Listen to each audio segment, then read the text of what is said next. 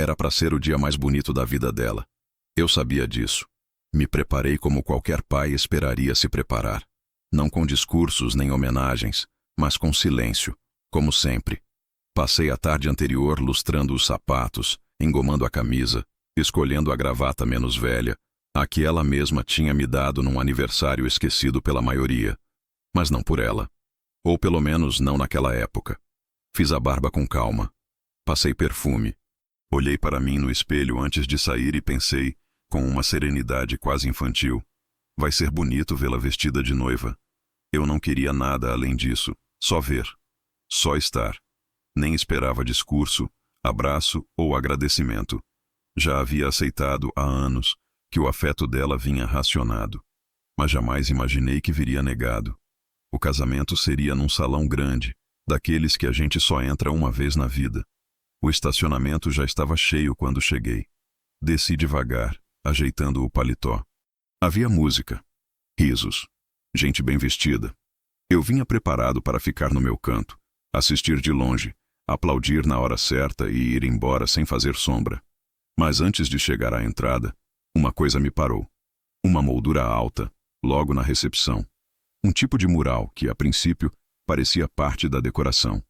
Flores, uma cortina branca esvoaçando, e ali no meio, minha foto. Demorei 2 segundos para entender. Era uma foto tirada anos atrás, numa confraternização de Natal. Eu com uma taça de refrigerante na mão e um sorriso torto. E embaixo dela, em letras douradas plastificadas, acesso proibido. Você sabe quem é. Meu coração parou. Não por não entender, eu entendi imediatamente. Aquilo era para mim. E só para mim. Os convidados passavam, davam risada, alguns tiravam fotos ao lado. Um ou outro sussurrava algo e desviava o olhar. Eu fiquei ali, rígido, estático, como se aquilo fosse parte de um pesadelo em que o corpo não responde. Não havia dúvida. Aquilo era um recado claro, público, frio, calculado. Ela não queria que eu entrasse. Não queria que eu fizesse parte. Não queria nem que eu passasse pela porta. E o pior não foi a humilhação. O pior foi a confirmação. Porque durante meses ela havia dito que não sabia ainda se ia chamar pai. Que o casamento era mais íntimo. Que as coisas estavam complicadas com o orçamento. Eu entendi todos os sinais, mas acreditei que no fim ela me deixaria entrar. Nem que fosse pela lateral. Nem que fosse de pé no fundo.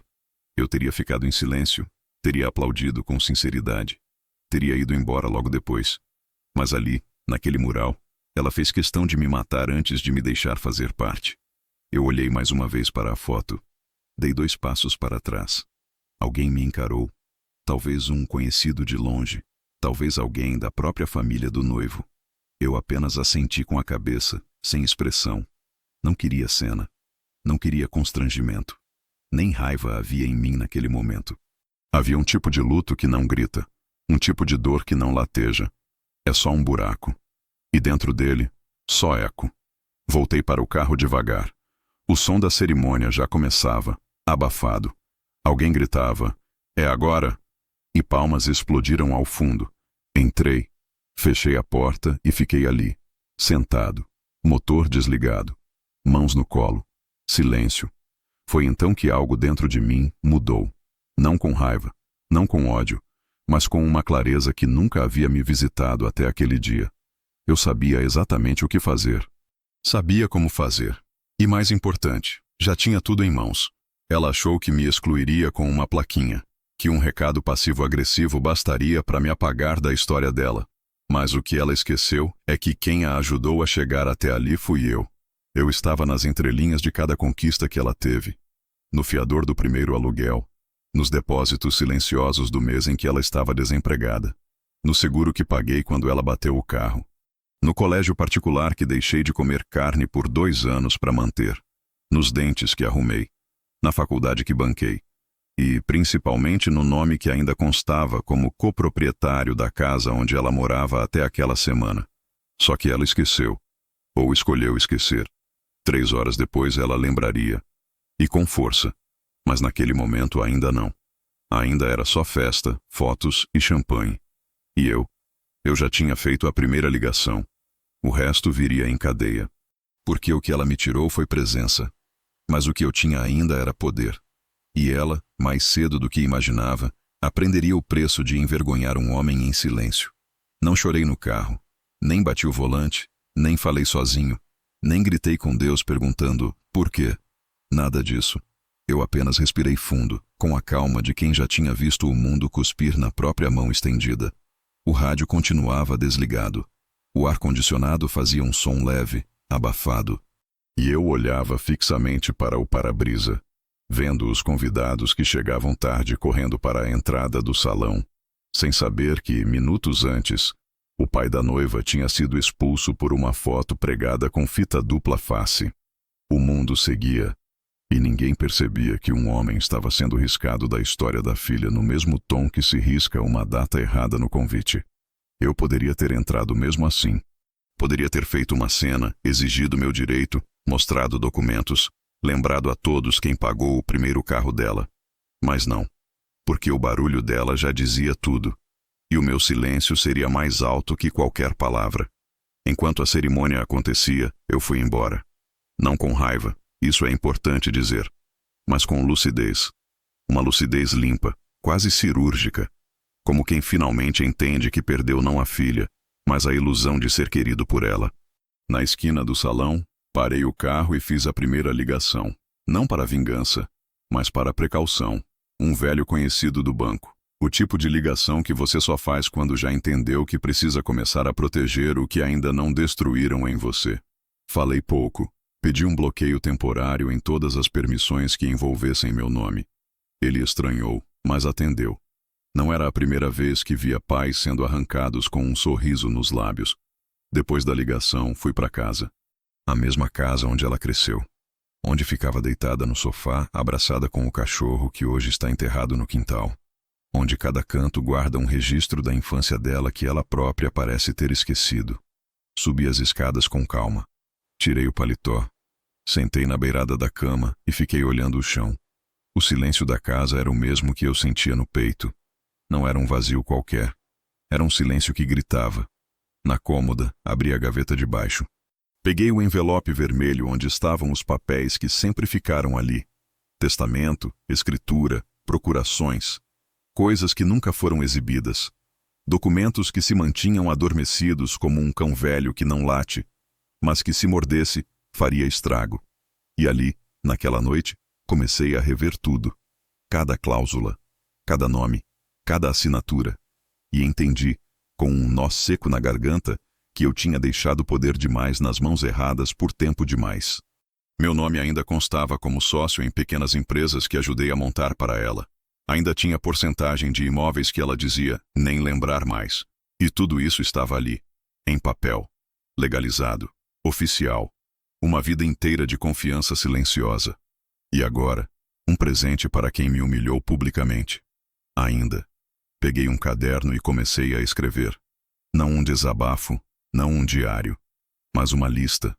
Nomes, locais, datas, contratos que poderiam ser revistos, autorizações que poderiam ser revogadas, boas ações que, a partir daquele dia, seriam congeladas.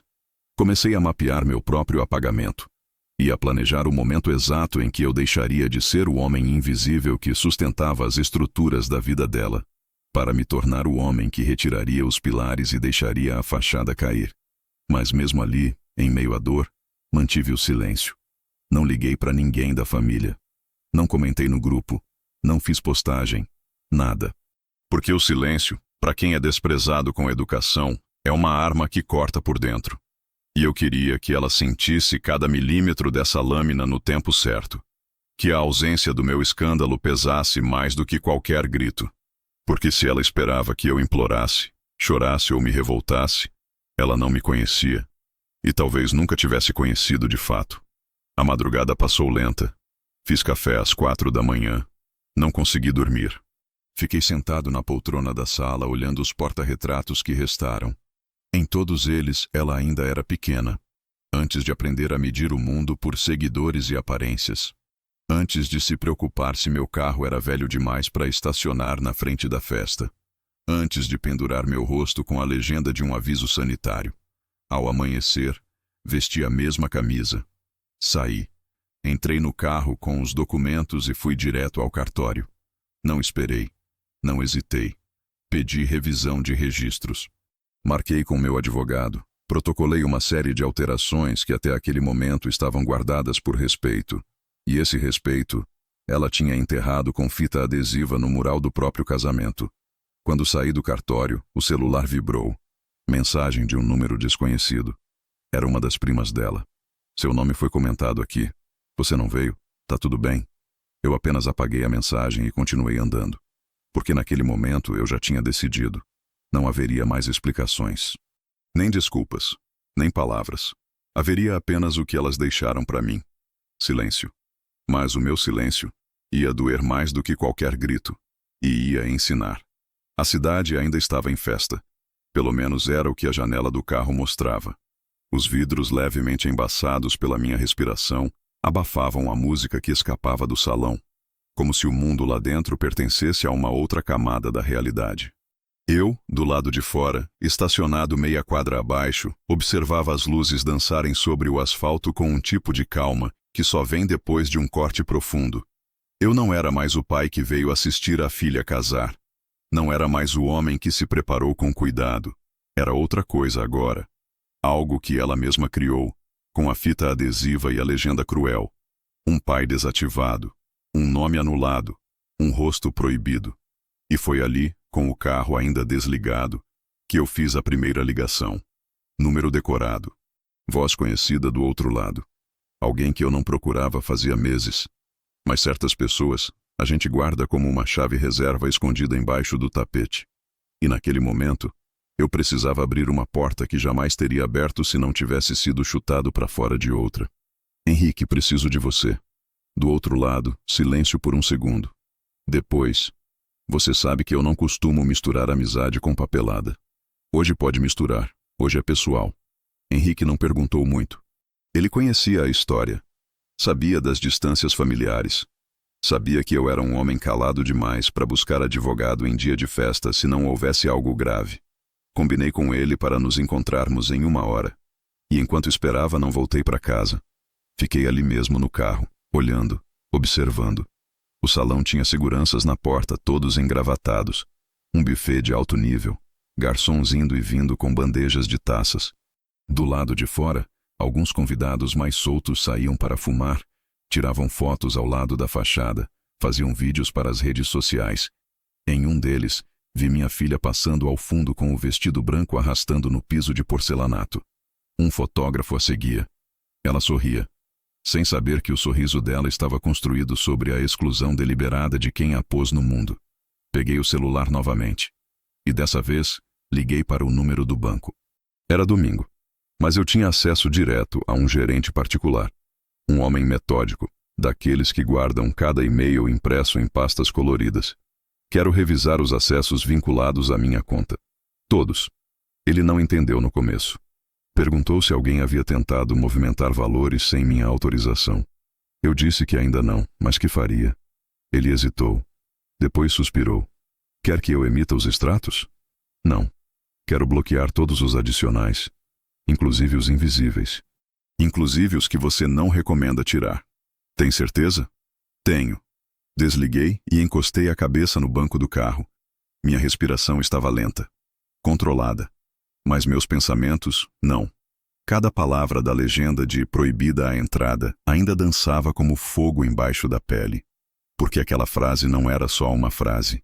Era a assinatura de um desprezo pensado.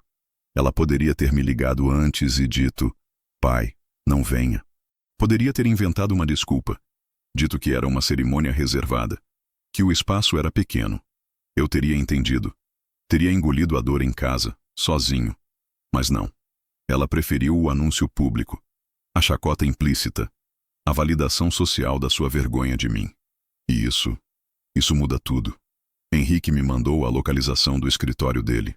Uma pequena sala num prédio comercial discreto, do outro lado da cidade. Quando cheguei, ele já estava com uma pasta aberta sobre a mesa. Os óculos na ponta do nariz. A expressão que eu conhecia desde os tempos de quartel. A do homem que sabe quando é hora de agir, não perguntar. Quer me contar o que houve? Prefiro que o papel fale por mim. E foi o que fizemos. Revisamos cláusula por cláusula do meu testamento. Retiramos nomes, incluímos fundações, redirecionamos doações, bloqueamos poderes concedidos, cancelamos acessos irrestritos. Tudo com a frieza de quem sabe que não se trata mais de família, mas de justiça emocional. E quando terminamos, Henrique me encarou como se visse outro homem. Você tem certeza que é isso que quer? Não é o que eu quero. É o que restou para fazer. Ele assentiu. Carimbou. Digitalizou. Protocolou. Dentro de 24 horas, tudo isso já entra em vigor. Ótimo. Saí de lá com a pasta debaixo do braço. Um pedaço do mundo dela acabava de mudar. E ela ainda sorria no salão, achando que tudo era festa. No caminho de volta, estacionei o carro num posto de gasolina vazio. Comprei um café fraco naquelas máquinas automáticas. Me sentei no banco de trás do carro e encarei a pasta por longos minutos. Era fina, mas dentro dela havia uma história inteira sendo corrigida com assinatura e silêncio. Foi nesse exato momento que o celular vibrou pela primeira vez. Ligação perdida. Número da cerimonialista do casamento. Eu apenas bloqueei. Mais 2 ligações, em sequência. O número do cunhado e depois da irmã da noiva. Bloqueei também. A terceira ligação veio com a tela piscando em vermelho. Número privado. Respirei fundo. Porque eu sabia. Era só o começo.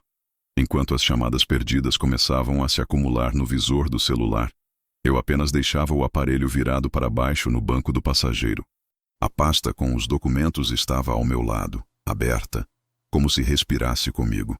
Havia uma calma nas minhas mãos, uma lentidão nos meus gestos, que não combinava com o furacão que eu sabia estar se formando do outro lado da cidade, dentro do salão onde a filha que eu criei decidira me transformar em piada visual na entrada da própria cerimônia. Ela talvez estivesse começando a entender, mas ainda não sabia que tudo que eu fiz naquela tarde, as ligações, os cancelamentos, os bloqueios, era apenas o início, porque havia um documento, um só, que ela não sabia que existia, e ele era o fim. Ele dormia há 3 anos em uma pasta azul, dentro de uma maleta esquecida no fundo do meu armário. Era uma espécie de cláusula de proteção. Algo que meu antigo contador insistiu para eu fazer quando vendi uma propriedade rural e transferi parte do valor para ela abrir uma empresa. Se não for usar, ótimo. Mas se for, que esteja pronto. Na época pareceu exagero. Hoje parecia profecia. Era um aditivo silencioso. Uma cláusula que congelava todas as permissões vinculadas àquela empresa, caso houvesse comprovação de má-fé, abandono moral ou risco à integridade familiar. Termos vagos, mas juridicamente sustentáveis. O tipo de cláusula que parece boba, mas que, quando ativada, inverte a posse, congela os lucros e paralisa o controle total.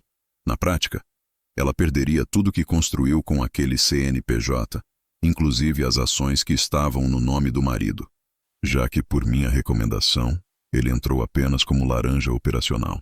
Ela não sabia disso. Nunca soube. E se soubesse, teria tomado mais cuidado ao escolher a legenda da foto que me proibiu de entrar no próprio casamento. Parei o carro em frente ao antigo prédio do meu contador. Ele já havia se aposentado, mas o escritório ainda funcionava com os 2 filhos. Um deles me reconheceu de imediato, e quando mencionei o documento, ele sorriu com um respeito silencioso. Não havia pressa, mas havia urgência. Pedi uma cópia autenticada.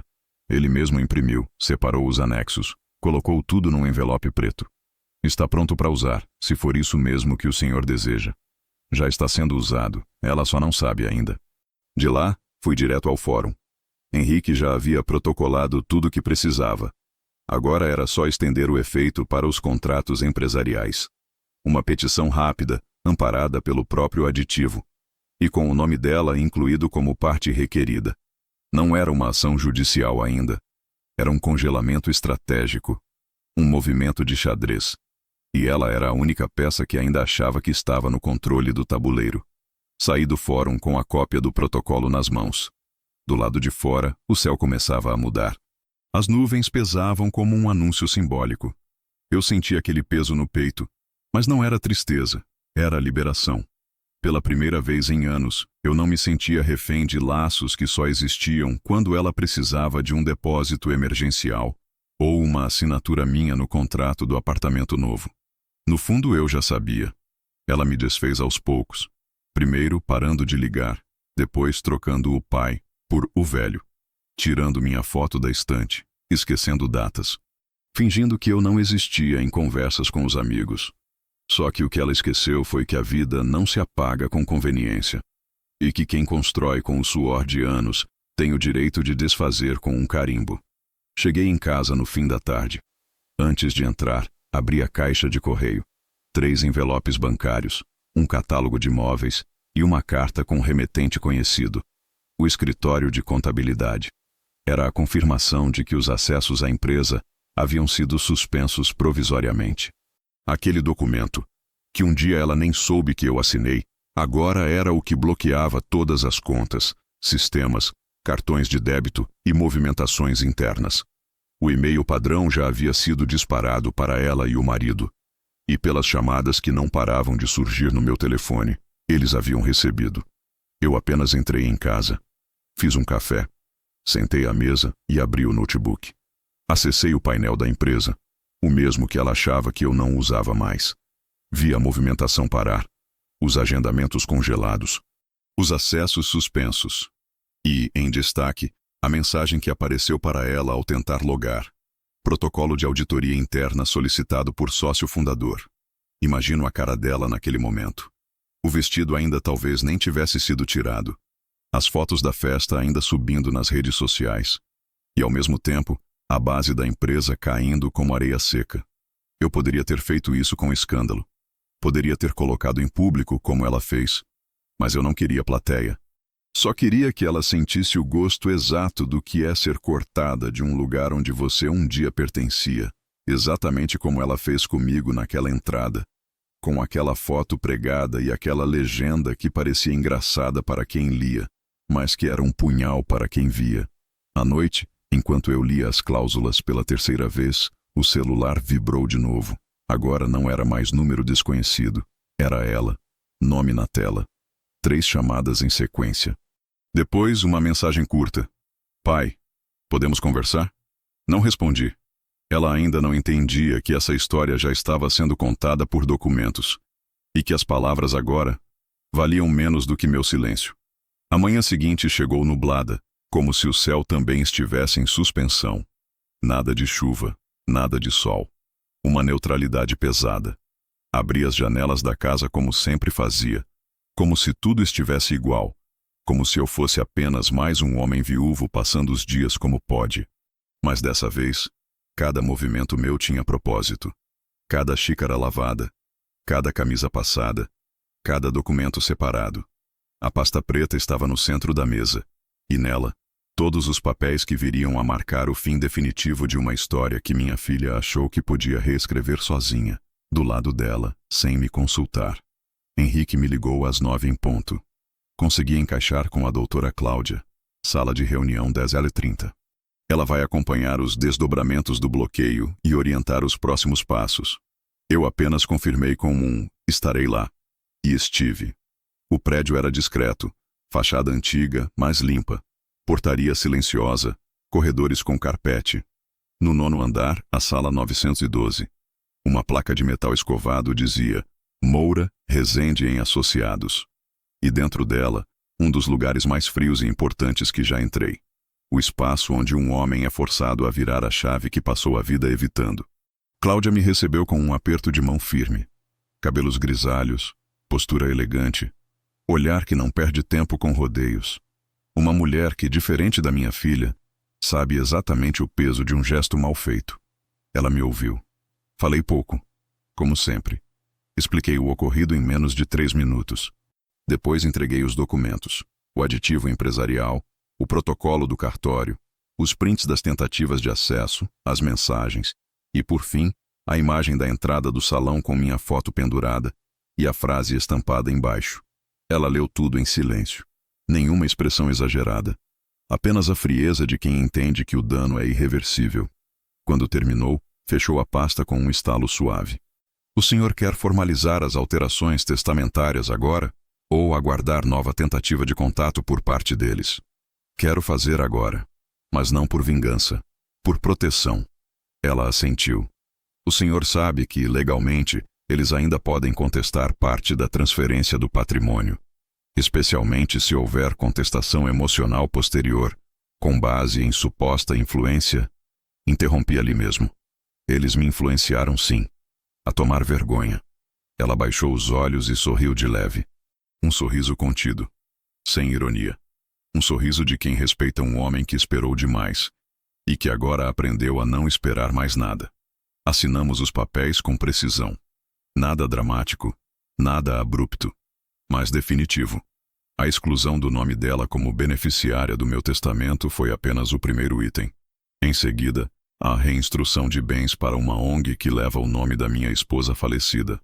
Depois, o redirecionamento dos investimentos vinculados à empresa para um fundo fechado, inacessível a terceiros por 10 anos. E por fim, a revogação silenciosa de qualquer acesso bancário vinculado aos CPFs dela e do marido. Cláudia acompanhava tudo com a tranquilidade de quem assiste uma cirurgia bem feita. Henrique fazia as anotações. Eu apenas assinava. E cada assinatura era um adeus. Não a uma filha, mas ao homem que eu fui por ela. Porque esse homem morreu no momento em que ela transformou meu rosto em aviso de proibição, como se eu fosse uma ameaça à alegria dela. E o que restou foi outro homem. Um que não precisa mais da permissão de ninguém para existir. Ao final, Cláudia me entregou uma cópia com os selos. Está tudo aqui. O senhor quer que a notificação oficial seja enviada hoje mesmo? Sim. Que seja por e-mail, sem carta, sem telefonema, sem explicação. Alguma observação no corpo da mensagem? Só uma linha. Ela preparou a tela, digitou como pedi e me mostrou antes de enviar. Já que não havia espaço para mim no seu casamento, agora também não há espaço para você no que me resta. Ela clicou. O e-mail foi. E o que antes era pensamento, agora era ação. Quando saí do prédio, não chovia. Mas o vento tinha mudado, um frio mais cortante, que entrava por baixo da gola da camisa e fazia a pele lembrar que o mundo é concreto. O celular vibrou no bolso. Quando olhei, vi o que já esperava. 13 chamadas perdidas. Dela, do marido, da cunhada. Daquele mesmo número que tentou me ligar durante a festa. Mas agora não eram mais tentativas de me buscar. Eram tentativas de entender. Porque naquele momento, no exato minuto em que o e-mail chegou, tudo parou para ela. Cartões recusados, contas bloqueadas, acesso negado.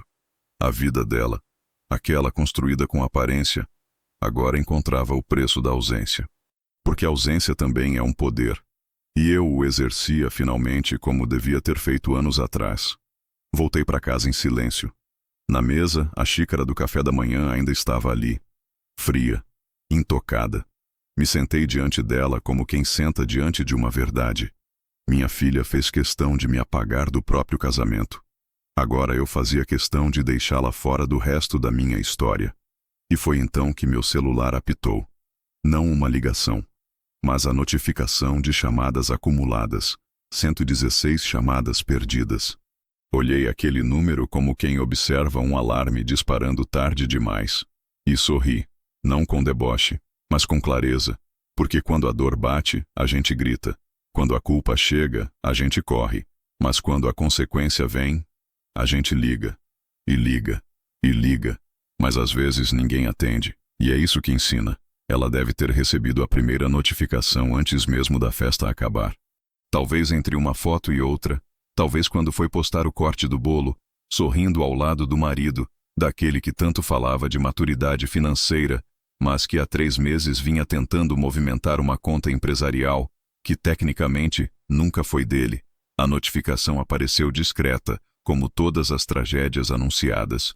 Um simples alerta de acesso negado. Nada gritante, nada urgente.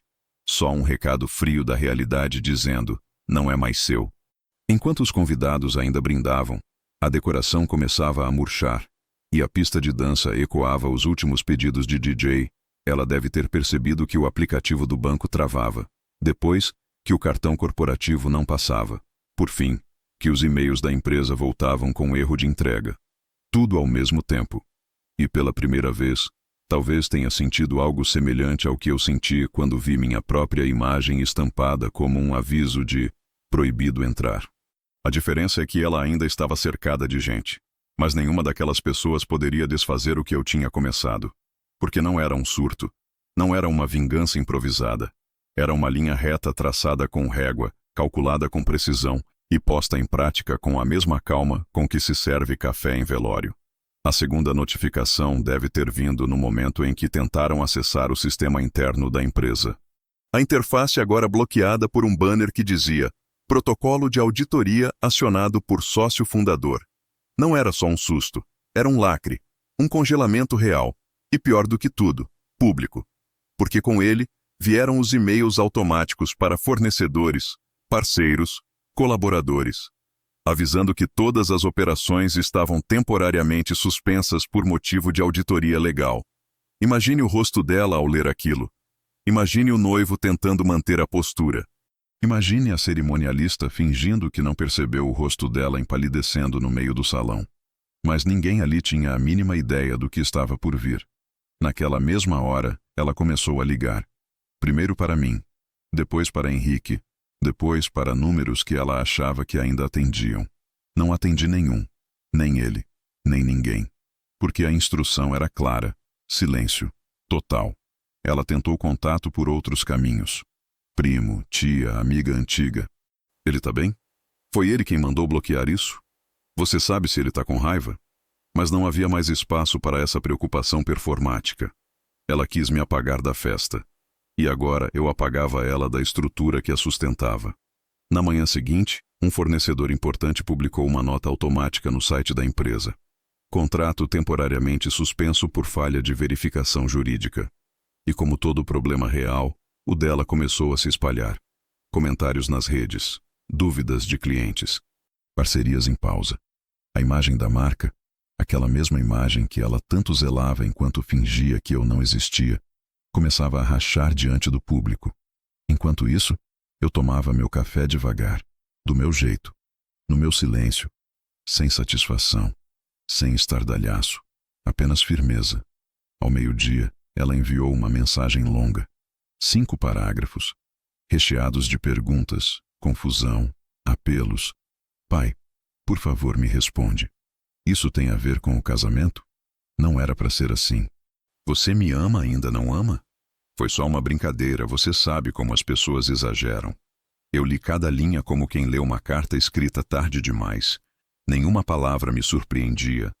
Todas vinham carregadas de um desespero que só nasce quando o controle escorrega dos dedos. Mas o pior, e o mais sincero, estava na frase final.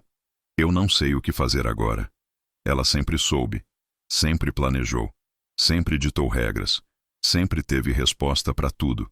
Mas agora, naquele momento, não sabia. E pela primeira vez, talvez tenha entendido o que significa estar do lado de fora de uma porta que não abre. Porque foi isso que ela fez comigo. E agora o som do trinco, ela ouvia do outro lado. À tarde, as redes sociais já estavam agitadas. O nome da empresa começou a circular em fóruns de negócios locais. Uma influencer da região comentou nos stories que alguém grande estava tendo um problema sério com documentos. Gente começava a desconfiar. E ela, desesperada, tentava controlar a narrativa. Ligava, mandava áudios, escrevia como se ainda tivesse poder sobre mim. Mas não tinha mais. Ela perdeu esse direito quando me transformou em aviso de entrada. Quando rasgou, diante de todos, o que sobrou da minha dignidade. E agora, cada chamada perdida era uma tentativa de colar o que ela quebrou com orgulho. À noite, ela postou uma imagem no feed. Sorrindo, no vestido, com a legenda: um dos dias mais felizes da minha vida. Mas nos comentários, alguém já perguntava: tá tudo bem com a empresa? Vi que tá fora do ar. E o mundo dela, que sempre foi fachada, começava a tremer pela base. Ela quis festa sem mim, pois agora teria colapso. Só dela. A notificação apareceu como uma pilha digital na tela. 116 chamadas não atendidas. E abaixo dela, os nomes que eu já esperava. O dela, o marido, a cerimonialista, o número da empresa, um advogado, um tio distante que não fala comigo desde 2012. Nomes que, até 24 horas atrás, Mal lembravam da minha existência. Agora, todos eles se empilhavam ali, como se meu silêncio tivesse virado um altar, ao redor do qual eles oravam por respostas. Não atendi nenhum. Não por maldade, mas porque atender seria romper o silêncio mais eficaz da minha vida. Um silêncio que dizia tudo, porque enquanto ela berrava por telefone, eu apenas deixava o tempo fazer o que o tempo sempre faz. Revelar quem é quem. Eu não precisava gritar. Só precisava deixar ela ver, por si mesma, que todos os castelos construídos sobre orgulho e desrespeito desabam. E às vezes, desabam antes mesmo da lua de mel terminar. Na manhã seguinte, a campainha da minha casa tocou. Não atendi. Espiei pela janela. Era o cunhado dela, de terno e olhar preocupado, tentando equilibrar uma expressão entre formalidade e desespero. Tocou a campainha 3 vezes. Depois tentou me ligar dali mesmo. Quando viu que eu não atenderia, deixou um bilhete na caixa do correio. Precisamos conversar. É urgente. Não queremos problema, só explicação. Não respondi. Mas o fato dele ter escrito, não queremos problema, foi revelador. Porque ninguém escreve isso se não souber que está prestes a enfrentar exatamente isso. Naquele dia, a empresa dela apareceu no jornal local. Não com escândalo, mas com uma nota fria e objetiva. Operações temporariamente suspensas por decisão judicial em trâmite. A frase era pequena, mas a implicação era gigante. Parceiros começaram a pedir esclarecimentos. Um deles suspendeu um contrato de fornecimento. Outro postou um story enigmático sobre não confiar em quem não cuida das próprias raízes. E enquanto isso, os amigos dela, os mesmos que tiraram selfie ao lado da minha foto na entrada do salão, agora mandavam mensagens privadas perguntando: o que aconteceu? Tá tudo bem com a firma?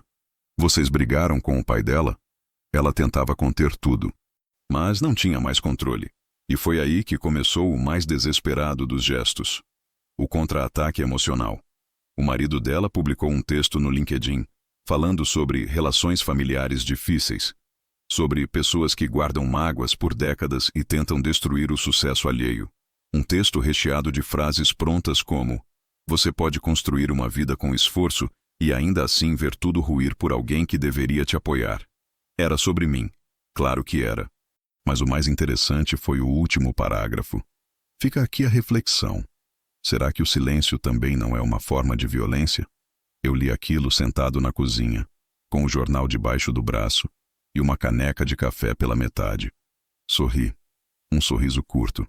Porque ali estava a confirmação que eu precisava. Eles estavam tentando desesperadamente virar o jogo, mas já era tarde. O placar não tinha mais volta. Naquele mesmo dia, os 116 recados viraram mensagens. Longas. Cheias de tentativas de retórica emocional. Pai, o que está acontecendo? Não faz sentido. A empresa é minha vida, por favor, me explica o que você quer. Isso é sobre o casamento? Eu achei que você entenderia. Era só uma brincadeira, pai. Você está destruindo tudo. Eu vou te perdoar. Só me responde. Essa última quase me fez rir. Ela me perdoaria.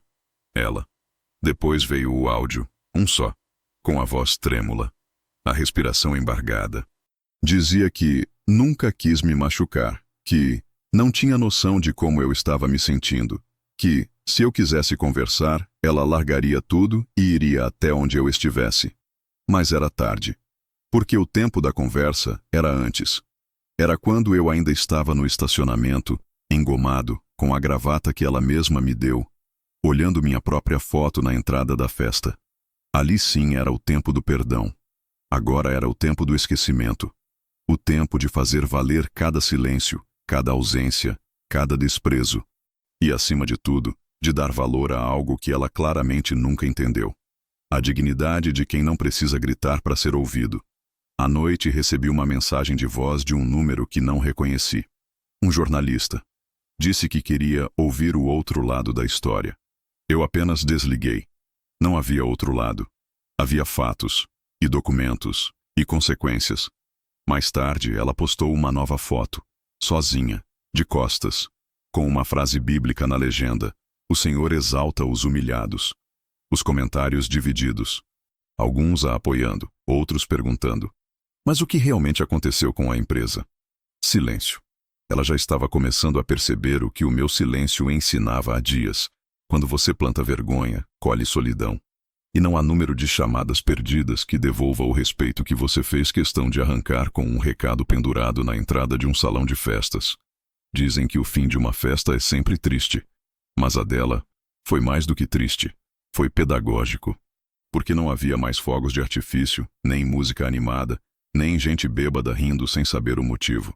Havia silêncio. Um silêncio constrangedor que começou dentro da van de luxo que levaria os noivos até o hotel da noite de núpcias e terminou na porta de casa, com o portão eletrônico travado, as luzes apagadas e um aviso na tela do interfone. Acesso suspenso. Ela achou que fosse falha técnica. Chamou o marido, que apertou os botões com a mesma impaciência de quem ainda acreditava que os problemas se resolvem com força. Mas ali não havia mais força que resolvesse.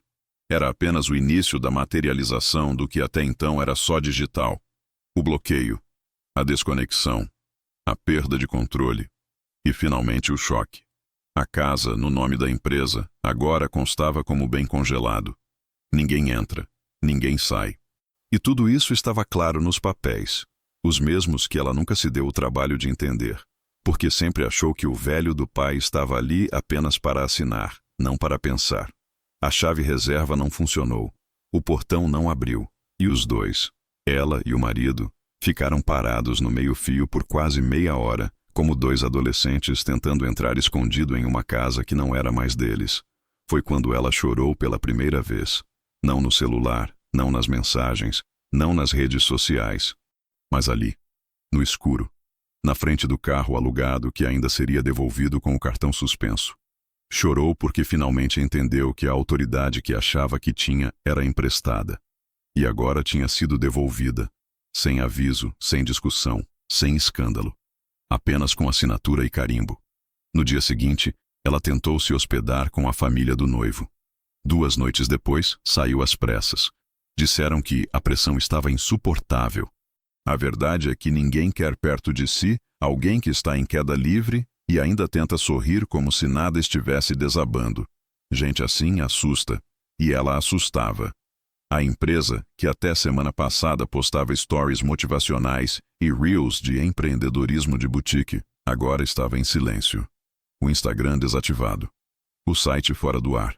Os funcionários em pânico. Alguns começaram a postar indiretas, outros a procurar advogado.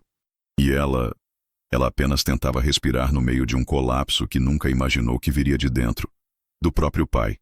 E foi então que o que era colapso virou humilhação pública. Alguém vazou. Um parceiro comercial. Talvez um ex-funcionário. Talvez alguém da equipe do fórum. Não importa. O que importa é que os documentos começaram a circular. Prints das cláusulas. Trechos do testamento revogado. O print da legenda da festa. Minha foto com a frase "proibida a entrada", estampada no mural da vergonha. Tudo circulando nos grupos. Tudo fazendo sentido para quem viu a desconstrução, mas não sabia a origem. E como toda máscara que cai, a dela caiu rápido. Aqueles que a defendiam com frases genéricas começaram a sumir. As curtidas diminuíram. As mensagens de apoio pararam. E no lugar delas vieram os silêncios que antes ela tanto ofereceu a mim. Silêncio da sogra. Silêncio dos padrinhos. Silêncio das amigas que já tinham problemas demais para se envolver com um drama familiar. Enquanto isso, eu seguia minha rotina. Acordava cedo. Caminhava até a padaria. Lia o jornal na varanda. Nada em mim mudava, porque quem já foi expulso da própria história não se desespera mais. Aprende a escrever de novo, sozinho, em paz. Ela voltou a me ligar, agora com mais frequência, agora com mais textos longos, cheios de vírgulas mal colocadas e palavras que pareciam escolhidas com pressa. Palavras que falavam de arrependimento, de mal-entendidos, de exageros. Mas nenhuma delas falava do que realmente importava. Respeito. Porque era disso que se tratava. Ela não me humilhou por raiva. Me humilhou por conforto, por conveniência, porque achou que eu era descartável, que ninguém notaria, que um pai velho, calado e invisível, não teria forças para responder. Mas ela errou. Porque quem é calado por muito tempo aprende a falar em outro idioma. o da consequência. Dias depois, ela apareceu na minha porta. Cabelo preso às pressas. Olheiras. Roupa desbotada. Sozinha. Sem fotógrafo. Sem maquiagem. Sem frases bíblicas. Pediu para entrar. Disse que só queria conversar. Eu deixei. Por respeito ao que um dia existiu. Ela sentou na cadeira da sala como quem não sabia mais onde estava. Disse que estava perdida. Que não sabia como se reconectar. Que precisava de ajuda. Que tudo estava ruindo. Que o marido estava irritado. Que a empresa estava nas mãos de advogados. Que os comentários na internet não paravam. Eu ouvi tudo, sem interromper, sem reagir. No final, ela perguntou: "Você ainda me ama?" E eu respondi, com a voz mais calma que já tive: "Sempre amei. Mas agora, eu amo em silêncio. E amar em silêncio significa, às vezes, deixar que a dor ensine o que o afeto não conseguiu." Ela chorou. E eu não me mexi. Porque aquele choro, infelizmente, já não me comovia mais. Era o choro da festa que acabou. E eu fui embora bem antes do primeiro brinde. Ela apareceu às 7 da manhã. Sem avisar, sem mandar mensagem, sem fingir que era só uma visita casual. Bateu na porta como quem não sabia mais bater, como quem não sabia se seria recebida com abraço ou com silêncio. Eu já estava acordado. Café passado, jornal lido pela metade. A campainha soou com uma insistência que não vinha de impaciência, mas de desespero. Levantei, olhei pelo olho mágico, e lá estava ela. A filha que uma semana antes havia pendurado meu rosto na entrada da própria festa com a frase que me proibiu de existir naquele dia. Agora, era ela quem estava do lado de fora. Abri a porta. Não disse nada. Apenas a encarei. Ela também não disse nada de imediato. Parecia mais magra, mais pálida. Trazia nos ombros o peso que antes jogava em mim. Olhava para o chão como quem tenta encontrar nas rachaduras da calçada uma resposta que não vem. "Pai, posso entrar?" Respirei fundo. Abri espaço com o corpo. Ela passou por mim devagar. Como se soubesse que o ar dentro da casa era outro. Como se cada passo que dava naquele chão fosse um teste de resistência emocional. Sentou na cadeira da sala, a mesma onde ela costumava se jogar para assistir desenho quando era criança. Agora, sentava reta, encolhida, pedindo com o corpo inteiro que algo fosse restaurado. Eu permaneci em pé. Ela me olhou, os olhos vermelhos, mas secos, como quem já chorou mais do que podia. "E a gente errou. Eu errei. E eu sei disso. Só queria entender, por que assim? Por que desse jeito? Por que tão duro?" Demorei para responder. Porque perguntas assim não aceitam resposta curta. E porque, no fundo, ela já sabia, mas precisava ouvir. Não como filha, mas como adulta, como mulher, como alguém que nunca entendeu o que significa cortar um pai com fita adesiva diante de todos e esperar que ele volte como um cachorrinho ao primeiro chamado. Porque você me excluiu antes de me ouvir. Porque você me apagou antes de saber se eu ainda brilhava. Porque me transformou em peso quando tudo que eu fiz foi levantar cada pedaço da tua vida. E porque você achou que eu não ia reagir. Ela balançou a cabeça devagar. Foi só uma brincadeira. A frase, a foto, todo mundo achou engraçado. Eu não sou todo mundo. Ela fechou os olhos, mordeu os lábios. O silêncio que se seguiu não era o meu, era dela. Pela primeira vez em muito tempo, ela estava quieta. E eu já não precisava mais brigar por espaço. "Eu vim pedir para você voltar atrás." Essa frase caiu como um vidro no chão, quebrando em milhares de pedaços. Voltar atrás em quê? Na empresa, no testamento, nos bloqueios, em tudo isso. Eu tô sem chão, a gente tá. E eu fiquei sem teto. E sem nome. No dia mais importante da tua vida, você fez questão de dizer ao mundo inteiro que eu não era bem-vindo. Você podia ter me chamado para conversar. Podia ter inventado uma desculpa. Podia até ter me dito que não queria que eu fosse. Mas você me estampou como se eu fosse uma ameaça. E agora, você quer chão? Ela baixou a cabeça. Você não entende. O casamento, a pressão, a imagem. Eu entendo. Você queria que tudo parecesse perfeito. E achou que eu era o erro da foto. Ela respirou fundo. Levantou devagar. Caminhou até mim com um envelope na mão. Entregou. Eu não abri. São os documentos da empresa. Eu assinei tudo o que você quiser. Só me diz o que eu posso fazer. Olhei para ela como quem olha para o passado tentando enxergar se ainda há uma fresta. Mas não havia. Ela tinha destruído a ponte com confete e tapete vermelho, e agora queria construir outra com palavras. Mas palavras não sustentam travessias. Você pode ir embora e aprender. Porque perdão não é esquecimento. Perdão é respeito. E você ainda não me respeitou. Só me teme. Ela ficou em silêncio. Engoliu em seco. Você vai me tirar do testamento? Eu já tirei. Vai me deixar sem nada? Eu deixei você com o que você me deu. Nada. Ela chorou, mas não com lágrimas bonitas de novela. Chorou como quem enfim entende, como quem enfim se vê, e como quem, pela primeira vez, enxerga o estrago que causou. Eu era sua filha, e eu era seu pai. Mas naquele mural, você me tratou como um fantasma. Ela virou de costas, caminhou até a porta. Antes de sair, olhou para mim mais uma vez. Eu te amava, pai. Não parecia. E ela foi, sem abraço. Sem reconciliação, sem promessa de retorno. Ficou só o envelope em cima da mesa. E uma memória nítida. Ela de vestido branco passando pela porta, enquanto eu ficava do lado de fora com a gravata que ela me deu, vendo meu rosto ser usado como piada. Agora, eu era a porta. E ela era quem batia do lado de fora. Na noite daquele mesmo dia, preparei um café mais forte do que o de costume. A casa estava em silêncio como sempre esteve. A diferença era que, pela primeira vez em muito tempo, esse silêncio não doía. Ele preenchia. Era meu. Não era ausência de vozes, mas presença de paz. Sentei na poltrona da sala com a pasta de documentos sobre as pernas. Abri, reli cada assinatura, cada protocolo, cada carimbo, um por um. Nenhum deles foi feito por impulso. Todos nasceram da frieza que só a rejeição consegue ensinar a um homem que passou a vida inteira engolindo ofensas em nome da paz. Peguei um copo pequeno, o mesmo que usei no último Natal em que ela apareceu aqui.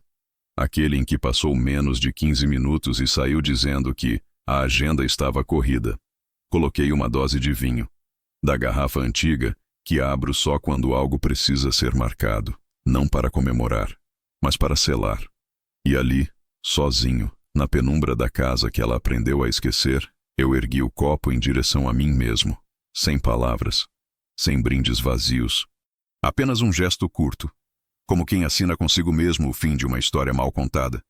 A primeira tragada ardeu, a segunda limpou, a terceira fechou o ciclo. Ela não voltou, não mandou mais mensagem, não ligou, não postou mais indiretas. Sumiu como quem percebe que nada mais que disser mudará o que já foi escrito. E, de certo modo, eu sabia que seria assim, porque o que restava entre nós não era mágoa, era pó. E o pó, uma vez espalhado, não se varre mais. Ele se aceita.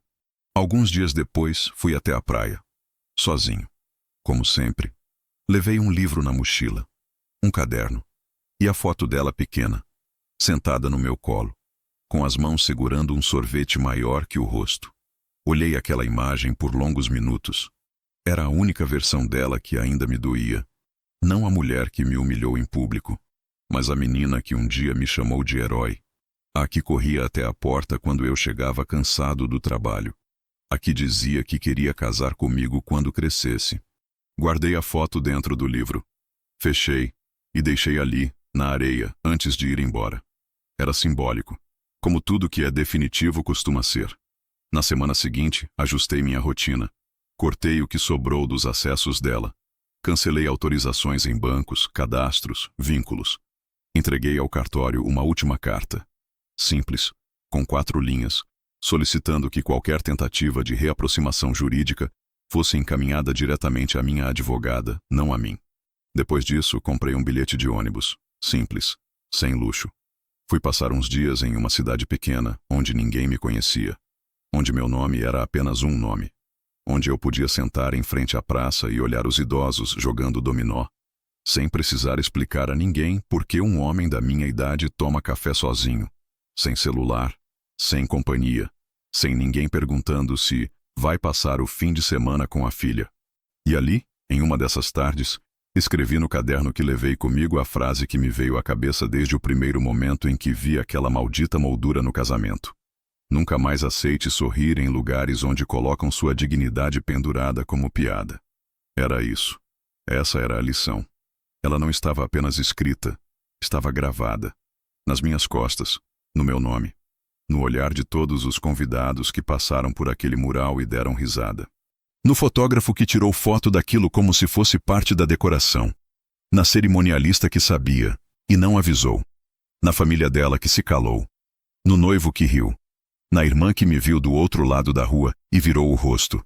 Na placa que me chamou de você sabe quem é, como se eu fosse um criminoso, e não o homem que pagou cada mensalidade da faculdade de direito que ela exibe no diploma pendurado na parede. A lição ficou ali, e vai ficar para sempre. Porque a vida me ensinou que a maior herança que podemos deixar é a ausência de quem já nos matou em vida. E foi isso que deixei para ela. Nada. Absolutamente nada. Nem raiva, nem afeto, nem perdão. Apenas o vazio exato que ela me ensinou a cultivar com cuidado, fita adesiva e letras douradas. Hoje, essa casa está em silêncio. Mas pela primeira vez, é um silêncio que não dói. É um silêncio que respeita. É um silêncio onde eu posso andar descalço, com a certeza de que ninguém vai me apontar como intruso. E nessa solidão plena, brindo não por ter vencido, mas por ter sobrevivido ao desprezo, sem nunca ter abaixado os olhos.